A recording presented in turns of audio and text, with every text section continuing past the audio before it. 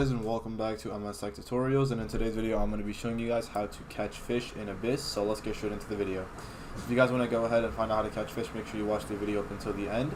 But anyways, once you guys finish the tutorial and you have your first bottle gun and your tube, whatever, what you want to do is you want to make sure you make your way into the, you want to go over to the water, because that's the only place you can actually use the gun. But you want to go ahead and aim towards a fish.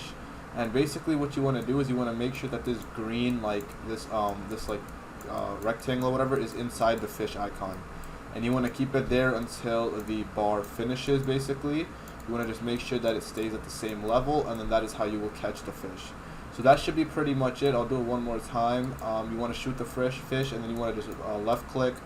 And you want to just make sure that the green bar is inside the fish icon. It doesn't go outside of it.